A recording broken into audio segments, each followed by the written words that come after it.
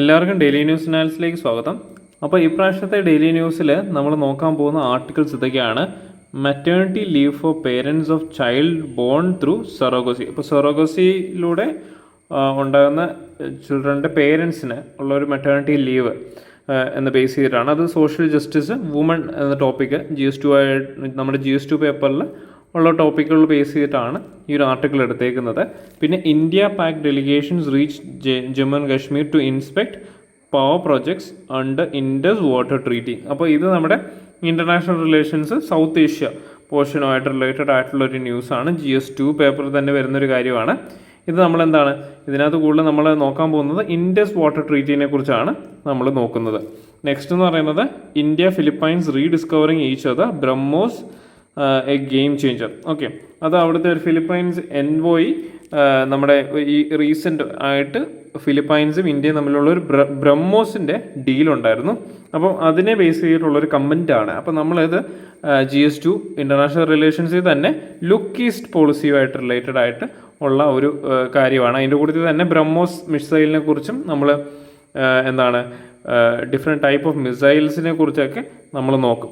Okay, പിന്നെ നീതി ആയോഗിൻ്റെ project, അതായത് ഗ്രേറ്റ് നിക്കോബാറിന് ഒരു ഡെവലപ്മെൻറ്റ് ബേസ് ചെയ്തിട്ടുള്ള ഒരു ആർട്ടിക്കിളാണ്.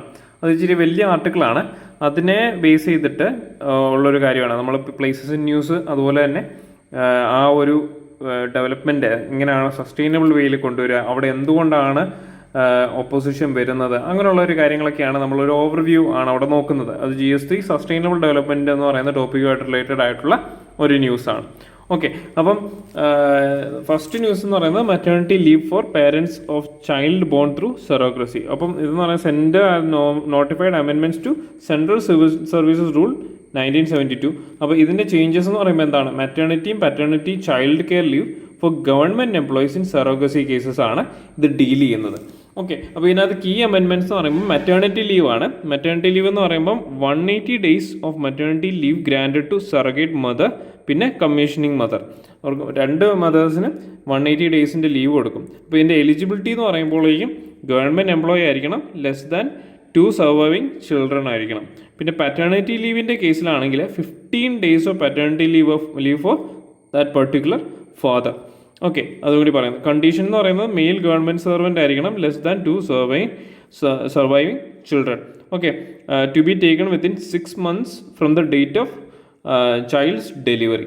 ഓക്കെ, ഇതാണ് അതിൻ്റെ ഒരു അമെൻമെൻറ്റ് എന്ന് പറയുന്നത്. ചൈൽഡ് കെയർ ലീവ് വരുമ്പോഴേക്ക് എന്താണ്, granted to commissioning mothers, eligibility less than 2 surviving children ആണ്. Maximum period 730 days during entire service ആണ്. എക്സിസ്റ്റിംഗ് പ്രൊവിഷൻ എന്ന് പറയുമ്പോൾ available to female government servants and single male government servants ആയിരുന്നു. അത് എക്സ്റ്റെൻഡ് ആയി എന്നും കൂടി ഉണ്ട്. അത്രയാണ് ഇതിനകത്തെ ഒരു അമെൻമെൻറ്റ്, ഈ ഒരു ലോയിൻ്റെ അമെൻമെൻറ്റ് എന്ന് പറയുന്നത്. ഓക്കെ, നമ്മൾ ഇതിനകത്ത് കൂടുതലും നോക്കുന്ന സെറോഗസിനെ കുറിച്ചാണ്. ഓക്കെ, സെറോഗസി എന്ന് പറയുമ്പോഴേക്ക് എന്താണ്, ഒരു വുമൺ ഇപ്പോൾ ഒരു വുമൺ ഉണ്ട്, ആ വുമണിന് നാച്ചുറലായിട്ട് ബർത്ത് ചെയ്യാനായിട്ട് പറ്റത്തില്ല. അപ്പം അല്ലെങ്കിൽ വേറെ എന്തെങ്കിലും സാഹചര്യത്തിൽ പ്രഗ്നൻ്റ് ആകാൻ പറ്റാത്തപ്പോൾ വേറൊരാളെ ഹയർ ചെയ്യാണ്, അയാളുടെ തന്നെ ഹസ്ബൻഡിൻ്റെ ചൈൽഡിനെ ബോർ ചെയ്യാനായിട്ട്. ഓക്കെ, അപ്പോൾ surrogacy an arrangement where a woman known as a surrogate mother agrees to carry and deliver a baby for another individual or couple known as the intended parents. Okay, അതാണ് surrogacy എന്ന് പറയുന്നത്. Types എന്ന് പറയുമ്പോൾ ഒന്നെന്ന് പറയുന്നത് traditional surrogacy ഉണ്ട്. Traditional surrogacy involves using the intended father's sperm to fertilize the surrogate's egg. Okay, the surrogate carries the pregnancy to term and resulting the baby is biologically related to the surrogate mother and the intended father. അപ്പോൾ traditional കേസിൽ എന്താണ്, ഇതിൽ father എന്ന് പറയുന്നത് intended father ആണ്, mother എന്ന് പറയുന്നത് surrogate mother ആണ്. ഓക്കെ, പിന്നെ ജസ്റ്റേഷണൽ സെറോഗസി എന്ന് പറയുമ്പോൾ it's a gestational surrogacy, baby is not biologically related to the surrogate. An embryo created using the intended father's sperm and the biological mother's egg. ഇതിൻ്റെ കേസിൽ intended പേരൻസിൻ്റെ ആണ് ഈ സ്പേമും അതുപോലെ തന്നെ എഗ്ഗും വരുന്നത്. അത് എന്ത് ചെയ്യും, ഈ സെറോഗേറ്റ് മദറിൻ്റെ യൂട്രസിൽ ഇംപ്ലാന്റ് ചെയ്യും. അങ്ങനെ ആ സെറോഗേറ്റ് മദർ ആ ചൈൽഡിനെ ബെയർ ചെയ്യും. അങ്ങനെയാണ് ജസ്റ്റേഷണൽ സെറോഗസി എന്ന് പറയുന്നത്. ഓക്കെ, സെറോഗസിയുടെ അറേഞ്ച്മെൻറ്റ്സ് എന്ന് പറയുമ്പോഴേക്കും ഒന്നെന്ന് പറയുന്നത് ആൾട്രിസ്റ്റിക് സെറോഗസി ഉണ്ട്. It refers to a surrogacy arrangement where the surrogate does not receive financial compensation beyond reimbursement of the medical expenses and other related cost. അപ്പോൾ ഇതിൻ്റെ പ്രൈമറി മോട്ടിവേഷൻ എന്തായിരിക്കും? എന്താണ്? Altruist surrogacy is typically to help another individual. അതൊരു helping hand എന്ന പോലെയാണ്, അല്ലെങ്കിൽ ഒരു കപ്പിളിന് ഒരു കൊച്ചിനെ കൊടുക്കുക എന്നുള്ളൊരു ഡ്രീം അച്ചീവ് ചെയ്യുക അത് മാത്രമേ ഉള്ളൂ. അതിനകത്തൊരു ഫൈനാൻഷ്യൽ ഗെയിൻ ഒന്നുമില്ല. പക്ഷേ കൊമേഴ്ഷ്യൽ സെറോഗസിയുടെ കേസിൽ എന്താണ്? ഒരു കോൺട്രാക്ച്വൽ അഗ്രിമെൻ്റ് ഉണ്ട് where surrogate mother receives financial compensation. അതായത് ഒരു കൊച്ചിനെ ബെയർ ചെയ്യുന്നതിനുള്ള ഫൈനാൻഷ്യൽ കോമ്പൻസേഷൻ കിട്ടും. എന്താണ്? മെഡിക്കൽ എക്സ്പെൻസസും കവേർഡ് ആവും, അങ്ങനെയുള്ള കോസ്റ്റുകളെല്ലാം കവർ ചെയ്യും. പിന്നൊരു പ്രോഫിറ്റ് മോട്ടീവ് ആയിരിക്കും. Okay, this compensation may vary depending on factors such as location, legal regulations and specific terms of the surrogacy agreement. Okay, what are the other provisions related to surrogacy in India? അപ്പോൾ surrogacyയിൽ നമുക്കറിയാം കുറച്ച് legal hurdles ഉണ്ട്. കാരണം ഇത് ഒത്തിരി extended ആയി കഴിഞ്ഞാൽ ഈ വുമണിനെ എക്സ്പ്ലോയിറ്റ് ചെയ്യാനായിട്ടുള്ളൊരു കാര്യമുണ്ട്. അതായത് ജസ്റ്റ് ഒരു ബേബി മേക്കിംഗ് ഫാക്ടറീസ്. ഇത് ഈ ഒരു ടേം ആക്ച്വലി കോയിൻ ചെയ്തത് നമ്മുടെ സുപ്രീം കോർട്ട് തന്നെയാണ്. സെറോഗേറ്റ് മദേഴ്സിനെ എക്സ്റ്റെൻഡഡ് ആയിട്ട് ഭയങ്കര എക്സ്റ്റെൻസീവായിട്ട് കൊമേഴ്ഷ്യലി യൂസ് ചെയ്യുന്ന ഒരു കേസ് വന്നപ്പോഴേക്കും നമ്മുടെ സുപ്രീം കോർട്ട് പറഞ്ഞൊരു വാചകമാണ്, we can make our country into baby making factories എന്ന്. ഓക്കെ, അത് വേണമെങ്കിൽ കോട്ട് ചെയ്യാം. അപ്പം എന്തൊക്കെ പ്രൊവിഷൻസ് ആണ് ഈ സെറോഗസി റിലേറ്റഡ് ആയിട്ട് ഇന്ത്യയിലുള്ളത്? ഒന്നെന്ന് പറയുന്നത് പെർമിസിബിലിറ്റി ആണ്. Under surrogacy regulation act 2021 surrogacy is permissible only to altruistic purposes for the couples with proven infertility or disease. അതായത് ഒരാൾക്ക് ഒരു കൊച്ചിനെ ബർത്ത് ചെയ്യാനായിട്ട് പറ്റത്തില്ല, അല്ലെങ്കിൽ അങ്ങനെ ഒരു സാഹചര്യമില്ല, അല്ലെങ്കിൽ ഒരു ഡിസീസ് കാരണം അയാൾക്ക് പ്രഗ്നൻ്റ് ആകാൻ പറ്റത്തില്ല എന്ന് കണ്ടാൽ ഓൾട്രിസ്റ്റിക് പർപ്പസ്, അതായത് ഒരു കമ്പാഷൻ്റെ പേരിൽ മാത്രമേ സെറോഗസി ചെയ്യാൻ പറ്റൂ. Commercial surrogacy including sale or exploitation purpose എന്ന് പറയുന്നത് സ്ട്രിക്ട്ലി പ്രൊഹിബിറ്റഡ് ആണെന്ന് കൂടി ഓർത്തിരിക്കുക. എലിജിബിലിറ്റി റിക്വയർമെൻറ്റ്സ് ഫോർ കപ്പിൾസ് എന്ന് പറയുമ്പോൾ couples must be married for at least 5 years. The wife must be aged between 25 to 50 years. The husband between 26 to 55 years ആയിരിക്കണം. പിന്നെ couple must not have any living child whether biological, adopted or through surrogacy except in cases of children with disabilities or life threatening disorders. ഇപ്പോൾ surrogate മദറിൻ്റെ criteria എന്താണ്? Must be A close relative of the couple ആയിരിക്കണം. എന്താണ്? She must be A married woman with at least 1 child of her own. Okay, her age should be between 25 to 35 years and she must have only been a surrogate once in her lifetime. അതായത് ഒരാൾക്ക് surrogate on ഓൾട്രിസ്റ്റിക് പർപ്പസിന് മാത്രമേ ഇന്ത്യയിൽ പറ്റത്തുള്ളൂ.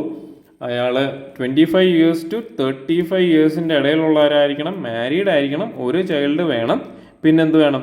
ഒരാൾക്ക് അയാളുടെ life ടൈമിൽ ഒരു പ്രാവശ്യമേ സെറോഗേറ്റ് ആകാനായിട്ട് പറ്റത്തുള്ളൂ. പേരൻ്റൽ സ്റ്റാറ്റസ് അപ്പോൺ ബർത്ത് എന്ന് പറയുമ്പോൾ upon birth the child is legally recognised as the biological child of the intended couple. Intended couple എന്ന് പറഞ്ഞാൽ ഏത് കപ്പിളിന് വേണ്ടിയിട്ടാണോ സെറോഗേറ്റ് മദർ ആകുന്നത് ആ കപ്പിളിൻ്റെ ബയോളജിക്കലി ലീഗൽ ചൈൽഡ് ആയിരിക്കും ഈ ഉണ്ടാകുന്ന കുട്ടി. Abortion of the foetus requires consent from both the surrogate mother and the relevant authorities following the provisions of the Medical Termination of Pregnancy Act. അതും കൂടി ഓർത്തിരിക്കുക. ഇപ്പോൾ സെറോഗേറ്റ് അല്ലെങ്കിൽ സെറോഗസി എന്ന് പറയുന്ന ഒരു കോംപ്ലിക്കേറ്റഡ് ടോപ്പിക്കാണ്. നമ്മൾ കോവിഡിൻ്റെ സമയത്തൊക്കെ ഇതിനെക്കുറിച്ച് ന്യൂസസ് ഒക്കെ ഉണ്ടായിരുന്നു. ഓക്കെ, ആ കോവിഡ് കഴിഞ്ഞ ആ ഒരു സാഹചര്യത്തിലൊക്കെ. ഓക്കെ, അപ്പം ഇപ്പം ഇത് പിന്നെയും ലൈം ലൈറ്റിൽ വന്നിട്ടുണ്ട്. അപ്പം കറണ്ട് അഫയേഴ്സ് റിലേറ്റഡ് ആയിട്ട് നിങ്ങൾക്ക് മെയിൻസ് പെർസ്പെക്റ്റീവിലൊക്കെ ചോദിക്കാനായിട്ട് പറ്റുന്ന, അല്ലെങ്കിൽ സ്റ്റേറ്റ്മെൻറ്റ് വൈസ് പ്രിലിംസിലും ചോദിക്കാൻ പറ്റുന്ന കാര്യങ്ങളാണ്. ഓക്കെ, നെക്സ്റ്റ് ന്യൂസ് എന്ന് പറയുന്നത് India Philippines rediscovering each other, BrahMos a game changer. Okay, അത് ഫിലിപ്പൈൻസ് എൻവോയ് ആയിട്ടുള്ള Josel F Ignacio highlights the significance of BrahMos cruise missile acquisition. Okay, അപ്പം ഇതെന്ന് വെച്ചാൽ ഒരു ബ്രോഡർ ഇന്ത്യ ഫിലിപ്പൈൻ ഡിഫൻസ് കോപ്പറേഷനെ കുറിച്ചും അതിൻ്റെ ഇംപ്ലിക്കേഷനെ കുറിച്ചൊക്കെയാണ് പറയുന്നത്. അതൊരു IR പെർസ്പെക്റ്റീവിൽ നമ്മൾ അറിഞ്ഞിരിക്കുക എന്ന് മാത്രമേ ഉള്ളൂ. ഇപ്പം ഇന്ത്യ ഫിലിപ്പൈൻസുമായിട്ടുള്ള റിലേഷൻസ് ഒക്കെ വരുമ്പോഴേക്കും വി ക്യാൻ കോട്ട് നമ്മൾ ബ്രഹ്മോസ് അവരുമായിട്ട് അല്ലെങ്കിൽ ഡിഫൻസ് ഡീലുകളൊക്കെ നമ്മൾ ചെയ്തിട്ടുണ്ടെന്നൊക്കെ നമുക്ക് ഹൈലൈറ്റ് ചെയ്യാം. അതിനെ സബ്സ്റ്റാൻഷിയേറ്റ് ചെയ്യാനായിട്ട് പറയാം we did BrahMos missile deal with Philippines. Okay, പിന്നെ നമ്മൾ ഇതിനകത്ത് കൂടുതലും ഫോക്കസ് ചെയ്യുന്നത് എന്താണ്? ഈ ബ്രഹ്മോസ് മിസൈലിനെ കുറിച്ചാണ്. പിന്നെ ക്രൂസ് മിസൈൽ, ബാലിസ്റ്റിക് മിസൈലിനെ കുറിച്ചൊക്കെ നമ്മൾ നോക്കും. Okay, what is the BrahMos missile? BrahMos missile എന്ന് പറയുന്ന ഒരു ഇൻഡോ റഷ്യൻ ജോയിൻറ്റ് വെഞ്ചറാണ്. ഇന്ത്യയും റഷ്യയും തമ്മിലുള്ള ഒരു ജോയിൻറ്റ് വെഞ്ചറിൽ ക്രിയേറ്റ് ചെയ്ത മിസൈലാണ്. ഇതാണ് ബ്രഹ്മോസിൻ്റെ ഇമേജ്. ഇതൊരു സൂപ്പർസോണിക് മിസൈലാണെന്നും കൂടി ഓർത്തിക്കുക. അതായത് മാക്ക് 1 അല്ലെങ്കിൽ സ്പീഡ് ഓഫ് സൗണ്ടിനെക്കാട്ടിലും സ്പീഡിൽ പോകുന്ന ഒരു മിസൈലാണ്. ഓക്കെ, ഇതിൻ്റെ റേഞ്ച് എന്ന് പറയുന്നത് നിയർലി 300 അല്ലെ 290 കിലോമീറ്റർ ആണ്. It is a fastest cruise missile in the world with a top speed of Mach 2.8, nearly 3 times the speed of sound. Okay, BrahMos is named after the rivers Brahmaputra and Moskva. Okay, ഇതിന് 2 stage ആണായിട്ടുള്ളത്. ഇപ്പോൾ നമ്മൾ ഈ റോക്കറ്റ്സും മിസൈൽസും ഒക്കെ പഠിക്കുമ്പോഴേക്കും അതിൻ്റെ ഒരു stages ഒന്ന് ഓർത്തിരിക്കാം. Okay, ഒന്നെന്ന് പറയുന്നത് സോളിഡ് പ്രൊപ്പലൻ്റ് എഞ്ചിനാണ്, അതാണ് ഫസ്റ്റ് സ്റ്റേജ്.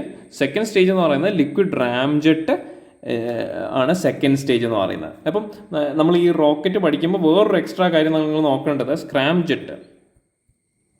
സ്ക്രാംജെറ്റ് പിന്നെ റാംജെറ്റ്. ഓക്കെ, ഇത് നിങ്ങൾ ഹോംവർക്കായിട്ട് നിങ്ങൾ നോക്കുക. ഇതിൻ്റെ ഒരു ഡിഫറൻസ്, ഏതാണ് എയർ ഇൻടേക്ക് ചെയ്യുന്നത്, ഏതിനാണ് എയർ ഇൻടേക്കിൻ്റെ ആവശ്യമില്ലാത്തത്, അങ്ങനെയുള്ള കാര്യങ്ങളൊക്കെ നോക്കി വെക്കുക. അതൊരു എക്സ്ട്രാ ആയിട്ട് നിങ്ങൾ നോക്കേണ്ടതാണ്. Okay, it is a multi platform missile. It can be launched from land, air, sea and multi capability missile with pin point accuracy ആണ്. എന്താണ്, നൈറ്റും ഡേയും ഇറസ്പെക്റ്റീവ് ഓഫ് വെതർ കണ്ടീഷൻസിൽ വർക്ക് ചെയ്യുന്നതാണ്. ഇതിൻ്റെ ഒരു പ്രിൻസിപ്പിൾ എന്ന് പറയുന്നത് ഫയർ ആൻഡ് ഫോർഗെറ്റ് ആണ്. അതായത് എന്താ, ഇത് ഫയർ ചെയ്ത് കഴിഞ്ഞാൽ ഇതിൻ്റെ ഫെർദർ ഗൈഡൻസ് അതിന് കൊടുക്കേണ്ട ആവശ്യമില്ല. ഓക്കെ, നമ്മൾ ഇതിനകത്ത് ഇനി നോക്കാൻ പോകുന്നത് ബാലിസ്റ്റിക് മിസൈൽസും ക്രൂസ് മിസൈൽസും ആണ്. ഓക്കെ, ക്രൂസ് മിസൈലിൻ്റെ കേസിൽ ഇതിൻ്റെ റേഞ്ച് എന്ന് പറയുന്നത് എന്താണ്, 1000 കിലോമീറ്റർ ടു 4000 കിലോമീറ്റർ ആണ്. പക്ഷേ ബാലിസ്റ്റിക് മിസൈലിൻ്റെ കേസിൽ അപ് ടു 15,000 കിലോമീറ്റർ ആണ്. കുറച്ചുകൂടെ റേഞ്ച് കൂടിയതാണ് ബാലിസ്റ്റിക് മിസൈൽ. നമ്മുടെ അഗ്നി സീരീസൊക്കെ ബാലിസ്റ്റിക് മിസൈൽസ് ആണ്. ഓക്കെ, ആൾട്ടിറ്റ്യൂഡ് എന്ന് പറയുമ്പോൾ ഹൈ ആൾട്ടിറ്റ്യൂഡാണ്. പക്ഷേ ഇതെന്താണ്, ബാലിസ്റ്റിക് മിസൈൽ ഈസിലി ഡിറ്റക്ട് ചെയ്യാം. ഓക്കെ, ഇതൊരു പ്രൊജക്ടൈൽ മോഷനിലാണ് പോകുന്നത്. അതായത് ജസ്റ്റ് നമ്മൾ ഇവിടുന്ന് ഒരു ഇനിഷ്യൽ ഫയർ ചെയ്ത് കഴിഞ്ഞാൽ മുകളിലെത്തും, പിന്നെ താഴോട്ട് പോകുന്നതിന് നമുക്ക് കൺട്രോൾ ഒന്നുമില്ല, അതങ്ങ് പോകും. ഒരു പ്രൊജക്ടൈൽ മോഷൻ, നമ്മൾ കല്ലെറിയുന്ന പോലെയാണ്. ഓക്കെ, ക്രൂസ് മിസൈലിൻ്റെ കേസിൽ അതിൻ്റെ ഓൾട്ടിറ്റ്യൂഡ് എന്ന് പറയുന്നത് ലോ ആണ്. ഓക്കെ, ഇവിടെ നമ്മൾ നോക്കിക്കഴിഞ്ഞാൽ അറിയാം, ക്രൂസ് മിസൈൽ എന്ന് പറയുന്നത് ലോ ആൾട്ടിറ്റ്യൂഡൊക്കെ കൂടെ പോകുന്ന ഒരു മിസൈലാണ്. ഹാർഡ് ടു ഡിറ്റക്റ്റ് ആണ്. അതായത് മോസ്റ്റ് കേസസിൽ റഡാറിൻ്റെ റേഞ്ചിനെക്കാട്ടിലും താഴെ കൂടെ ക്രൂസ് മിസൈൽ പോകാറുണ്ട്. പ്രിസിഷൻ എന്ന് പറയുമ്പോൾ ബാലിസ്റ്റിക് മിസൈലിൻ്റെ കേസിൽ എന്താണ്, അത് ലോ ആണ്, അറൗണ്ട് 100 മീറ്റേഴ്സ് ആണ്. ഫിറ്റ് ഫോർ ലാർജ് ടാർഗറ്റ്സ് ആണ്. ഇപ്പോൾ ഒരു എൻറ്റയർ സിറ്റി അങ്ങനെയുള്ള ലൊക്കേഷൻസ് ഒക്കെ നോക്കുമ്പോഴേക്കും അങ്ങനെയുള്ള ടാർഗറ്റ്സ് ഒക്കെ ആകുമ്പോഴേക്കും നമുക്ക് ബാലിസ്റ്റിക് മിസൈൽ സ്യൂട്ടബിൾ ആവും. പിന്നെ ക്രൂസ് മിസൈലിൻ്റെ കേസിൽ ഹൈ ആക്യുറസി ആണ്, ഫ്യൂ മീറ്റേഴ്സ് മാത്രമേ ഡിഫറൻസ് വരത്തുള്ളൂ. Fit for small and mobile targets. Okay, speed എന്ന് പറയുമ്പോഴേക്കും up to 25,000 kilometre per hour ആണ്. വെരി ഹാർഡ് ടു ഇൻ്റർസെപ്റ്റ് ആണ്. ക്രൂസ് മിസൈലിൻ്റെ കേസിൽ 1000 kilometre per hour possibility to intercept ഉണ്ട്. ഓക്കെ, ഇത് cruise missile propelled by jet engines ആണ്. Remain within the atmosphere ആണ്. അതായത് അറ്റ്മോസ്ഫിയറിൻ്റെ വെളിയിൽ ഇത് പോകത്തില്ല. ഓക്കെ, ഇതിന് എന്താണ്, സെൽഫ് ഗൈഡഡ് അല്ലെ മാനുവലി ഗൈഡഡ് പ്രൊപ്പൽഷൻ സിസ്റ്റം ഉണ്ട്. ഓക്കെ, ഇത് classified according to their speed, അതും കൂടി ഓർത്തിരിക്കുക. സ്പീഡ് ബേസ് ചെയ്തിട്ട് subsonic, ultrasonic, supersonic, hypersonic അങ്ങനെയുള്ള ചേഞ്ചസ് ഉണ്ട്. അത് ഓരോ മാക്ക് അനുസരിച്ച് കൂടുന്നതാണ്. ഓക്കെ, 1 മാക്ക് എന്ന് പറയുന്നത് സ്പീഡ് ഓഫ് സൗണ്ട് എന്നാണ്. 2 മാക്ക് എന്ന് പറയുമ്പോൾ 2 times speed of sound. Okay, ballistic മിസൈലിൻ്റെ കേസിൽ എന്താണ്, ഇത് റോക്കറ്റ് പവേർഡ് ആണ് ഇൻ സെവറൽ സ്റ്റേജസ്. ഓക്കെ, നമുക്കറിയാം ലിക്വിഡ് സ്റ്റേജ്, അങ്ങനെയുള്ള ഡിഫറെൻറ്റ് സ്റ്റേജ് വൈസ് ആയിരിക്കും ഇതിൻ്റെ ഒരു പ്രൊപ്പൽഷൻ പോകുന്നത്. ഓക്കെ, ഇതിൻ്റെ ട്രജക്ടറി എന്ന് പറയുന്നത് മോസ്റ്റ് കേസസ് ഒരു പ്രൊജക്ടൈൽ മോഷനിലായിരിക്കും. ഓക്കെ, ഹൈപ്പർസോണിക് സ്പീഡ് ഇതിന് അച്ചീവബിൾ ആണ്, അതും കൂടി ഓർത്തിരിക്കാം. ഓക്കെ, പിന്നെ വേറൊരു കാര്യം എന്ന് പറയുന്നത് ബൂസ്റ്റ് ഗ്ലൈഡ് വെഹിക്കിളാണ്. ബൂസ്റ്റ് ഗ്ലൈഡ് വെഹിക്കിൾ എന്ന് പറയുമ്പോൾ എന്താണ്, റോക്കറ്റ് തന്നെ ഉപയോഗിക്കുന്നതാണ്. കുറച്ച് കഴിയുമ്പോഴേക്കും എന്താവും, അത് ഹൈപ്പർസോണിക് സ്പീഡിലോട്ട് വരും. ഹൈ മാനുവറബിലിറ്റി, ഒരു ഗ്ലൈഡർ പോലെ ഇത് പോകും. ഇത് ഹൈപ്പർസോണിക് ഹൈപ്പർസോണിക് മിസൈലിൻ്റെ കേപ്പബിലിറ്റി അച്ചീവ് ചെയ്തേക്കുന്നത് നമ്മുടെ റഷ്യയും ചൈനയും ഉണ്ട്. ഓക്കെ, അതിൻ്റെ നെയിംസും കൂടി ഒന്ന് നോക്കി വെക്കുക. നമ്മുടെ കറണ്ട് അഫയേഴ്സിൽ അതിൻ്റെ നെയിംസ് പറഞ്ഞിട്ടുണ്ടായിരുന്നു, അതും കൂടി നോക്കി വെച്ചേക്കാനായിട്ട് നോക്കുക. ഓക്കെ, 2 കാര്യങ്ങളാണ് നമ്മുടെ സ്ക്രാംജെറ്റ്, റാംജെറ്റ് നോക്കുക. അതുപോലെ തന്നെ ഇപ്പോൾ കറൻ്റ്ലി അവൈലബിൾ ആയിട്ടുള്ള എന്താണ് ഹൈപ്പർസോണിക് മിസൈൽസിൻ്റെ പേരുകളും കൂടി അത് ഏത് കൺട്രിയുടെ ആണെന്നും കൂടി നോക്കുക. ഓക്കെ, നെക്സ്റ്റ് ന്യൂസ് എന്ന് പറയുന്നത് India Pak delegations reach Jammu and Kashmir to inspect power projects under Indus water treaty. Okay, ഇതാണ് അതിൻ്റെ ഒരു ഹോൾ കോണ്ടെക്സ്റ്റ് അവർ വിസിറ്റ് ചെയ്യുന്നു എന്നുള്ളതാണ്. പക്ഷെ നമ്മൾ ഇതിനകത്ത് നോക്കാൻ പോകുന്നത് എന്താണ്, ഇൻഡസ് വാട്ടർ ട്രീറ്റിനെ കുറിച്ചാണ്. ഓക്കെ, ഇൻഡസ് വാട്ടർ ട്രീറ്റി എന്ന് പറയുന്നത് 1960 ഈ രണ്ട് കൺട്രീസും തമ്മിൽ സൈൻ ചെയ്തൊരു ട്രീറ്റിയാണ്. After 9 years of negotiation with the world Bank എന്താണ് ഈ ഒരു പാക്റ്റിലെ സിഗ്നേറ്ററി ആണ്. ഓക്കെ, അതും കൂടി ഓർത്തിരിക്കുക, വേൾഡ് ബാങ്ക് ആണ് ഇതിനകത്തെ signatory. The treaty sets out a mechanism for cooperation and information exchange between 2 sides on the use of water of Indus river and its 5 tributaries. Okay, അപ്പോൾ ഇതിൽ നമ്മൾ നോക്കുവാണെങ്കിൽ വാട്ടർ അലൊക്കേഷൻ ഫ്രം 6 rivers എന്ന് പറയുമ്പോൾ ഈ Indus വാട്ടറിൽ അല്ലെങ്കിൽ ഇൻഡസ് റിവർ സിസ്റ്റത്തിലെ 6 rivers ഉള്ള ഇതെന്ന് പറയുമ്പോൾ 80% ആരാണ്, പാകിസ്ഥാനിനാണ് കിട്ടുന്നത്. ഇന്ത്യയുടെ കേസിൽ അത് 20% മാത്രമേ ഉള്ളൂ. എന്താണ് ഈ പാകിസ്ഥാൻ യൂസ് ചെയ്യുന്നത് വെസ്റ്റേൺ റിവേഴ്സ് പാകിസ്ഥാൻ കൺട്രോളിലുള്ളത് ഇൻഡസ് ഉണ്ട്, ജലമുണ്ട്, ചെനബുണ്ട്. ഈ 3 റിവേഴ്സ് പാകിസ്ഥാൻ്റെ അധീനതയിൽ വരുന്നതാണ്. ഇന്ത്യയുടെ കേസിൽ നമുക്ക് 3 ഉണ്ട്, രവി, ബ്യാസ്, പിന്നെ സത്ലജ്. ഓക്കെ, അതും കൂടി ഓർത്തിരിക്കുക. പിന്നെ നമ്മളവിടെ വരുന്ന ഒരു ഇമ്പോർട്ടൻറ്റ് 2 ഡാമുകളുണ്ട്, കിഷൻ ഗംഗ ഡാമും ഉണ്ട്, പിന്നെ റാറ്റ്ലെ ഡാമും കൂടി ഉണ്ടെന്ന് ഓർത്തിരിക്കുക. അപ്പോൾ അതിൻ്റെ വാട്ടർ ഷെയറിംഗ് എന്ന് പറയുമ്പോൾ എന്താണ്, India and Pakistan share waters of 6 rivers in the Indus river system. Pakistan gets unrestricted use of Indus, Chenab and Jhelum rivers. India gets unrestricted use of Ravi, Beas and Sutlej rivers. 80% of water goes to Pakistan, 20% ആർക്കാണ് പോകുന്നത്, ഇന്ത്യക്കാണ്. ഓക്കെ, പെർമനൻറ്റ് ഇൻഡസ് കമ്മീഷൻ ഉണ്ട്. Both countries must establish a permanent Indus commission. The commission must meet at least once a year. പക്ഷേ ഇത് 5 years ശേഷമാണ് ഈ ഒരു meeting നടക്കുന്നത്. ഓക്കെ, റൈറ്റ് ഓവർ മീറ്റിംഗ് അല്ല, ഈ വിസിറ്റ് നടക്കുന്നത്. റൈറ്റ്സ് ഓവർ റിവേഴ്സ് എന്ന് പറയുമ്പോൾ Pakistan has rights over Jhelum, Chenab and Indus rivers. India can use these rivers for certain agricultural and domestic purposes. India can build run of the river hydro power projects. അതായത് ഈ river സിസ്റ്റത്തിൽ hydro power projects ഉണ്ടാക്കാനായിട്ട് പറ്റും. അത് inspect ചെയ്യാനായിട്ടാണ് actually ഈ delegates വന്നേക്കുന്നത്. Dispute resolution mechanism എന്ന് പറയുമ്പോൾ എങ്ങനെയാണ്, issues can be resolve through the permanent Indus commission or inter governmental discussions. Unresolved issues can be taken to neutral expert appointed by the world bank. Disputes on treaty interpretation can be referred to the court of arbitration. Okay, അതുകൂടി ഓർത്തിരിക്കാം. അപ്പം Indus water ട്രീറ്റിനെ കുറിച്ച് ഇതെല്ലാം ഒരു prelims പെർസ്പെക്റ്റീവിലുള്ള ന്യൂസാണ്. Indus river ട്രീറ്റിയിൽ ഏതൊക്കെ റിവേഴ്സാണ് പാകിസ്ഥാൻ പോകുന്നത്, ഏതൊക്കെ റിവേഴ്സാണ് ഇന്ത്യൻ സൈഡിലുള്ളത് എന്നൊക്കെ ഓർത്തിരിക്കാം. ഓക്കെ, പിന്നെ നോക്കേണ്ടത് എത്ര % ആണ് പോകുന്നത്, പിന്നെ ഇതെങ്ങനെയാണ് ഇതിൻ്റെ ഒരു കോൺഫ്ലിക്റ്റ് റെസൊല്യൂഷൻ മെക്കാനിസം, അതെല്ലാം ജസ്റ്റ് ഒന്ന് അറിഞ്ഞിരിക്കാം.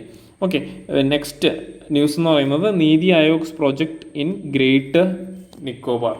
ഓക്കെ, അപ്പോൾ ഇതിൻ്റെ കോൺടെക്സ്റ്റ് എന്ന് പറയുമ്പോൾ എന്താണ്, ഒരു നീതി ആയോഗിൻ്റെ ഒരു മെഗാ പ്രൊജക്റ്റ് വരുന്നുണ്ട് ഗ്രേറ്റർ നിക്കോബാർ ഐലൻഡിൽ.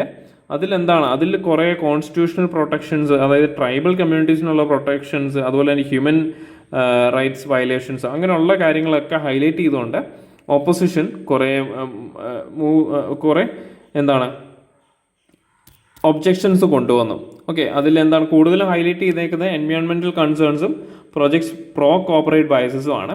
അപ്പോൾ നമ്മൾ നോക്കുന്നത് ഈ പ്രൊജക്റ്റിൻ്റെ ബേസ് ചെയ്തിട്ടുള്ള കാര്യങ്ങൾ, അതുപോലെ തന്നെ അതിലെന്തുകൊണ്ടാണ് ഒബ്ജെക്ഷൻസ് വരുന്നത്, ഇത് ഇനി ഉള്ള ന്യൂസുകളിൽ ഹൈലൈറ്റ് ചെയ്യാനായിട്ട് ചാൻസസ് ഉള്ള ഒരു ടോപ്പിക് ആയതുകൊണ്ട് എടുത്തേക്കുന്നതാണ്. പിന്നെ നിങ്ങൾക്ക് ഗ്രേറ്റർ നിക്കോബാറിൻ്റെ ലൊക്കേഷനും അങ്ങനത്തെ കാര്യങ്ങളും നോക്കി വെക്കാം.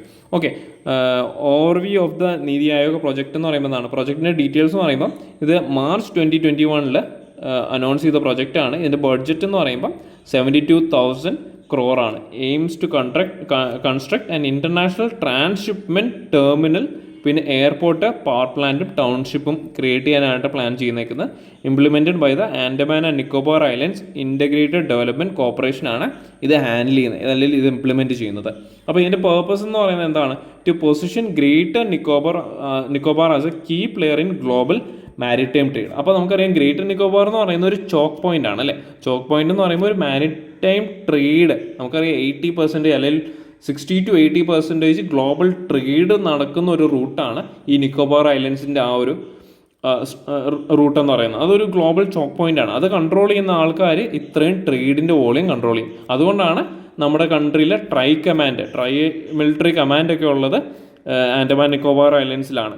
ഓക്കെ, അത്രയും ഇമ്പോർട്ടൻസ് കൊടുക്കുന്ന ഒരു ഇന്ത്യ അത്രയും ഇമ്പോർട്ടൻസ് കൊടുക്കുന്ന ഒരു ലൊക്കേഷനാണ് ആൻഡമാൻ ആൻഡ് നിക്കോബാർ ഐലൻഡ്സ്. അപ്പോൾ അതിൻ്റെ ഡെവലപ്മെൻറ്റിന് വേണ്ടിയിട്ടാണ് നീതി ആയോഗ് ഈ ഒരു പ്രോജക്റ്റ് കൊണ്ടുവന്നേക്കുന്നത്. അപ്പോൾ ഇതിൻ്റെ ഒരു എയിം എന്ന് പറയുമ്പോൾ എന്താണ്? To boost tourism and economic activity by leveraging islands natural environment. Okay, അപ്പോൾ ഇതിൻ്റെ ഒപ്പോസിഷൻ എന്തൊക്കെയാണ്? ഒന്നെന്ന് പറയുന്നത് എക്കോളജിക്കൽ ഇമ്പാക്റ്റ് ആണ്. Project requires the diversion of 130 square kilometer of forest land and the felling of about 10 lakh trees. പിന്നെ Galathea Bay, a crucial nesting site for giant leatherback turtle is threatened by the proposed transshipment terminal. പിന്നെ 2 wildlife sanctuaries ഉണ്ട് were ഡീനോട്ടിഫൈഡ് to facilitate the project. അപ്പോൾ ഇത്രയും ecological impact അതിനകത്ത് വരുന്നുണ്ട്. പിന്നെ എന്ന് പറയുന്നത് ട്രൈബൽ റൈറ്റ് ആണ്. നമുക്കറിയാം ആൻഡമാൻ നിക്കോബാർ എന്ന് പറയുമ്പോൾ കുറേ ട്രൈബൽസ് അവിടെ ഉള്ള ഒരു റീജിയനാണ്, ഒരു ഗ്രൂപ്പ് ഓഫ് ഐലൻഡ്സ് ആണ്, ആർക്കിപെലാഗോ ആണ്. അപ്പോൾ അതിൽ different varieties of tribal communities ഉണ്ട്.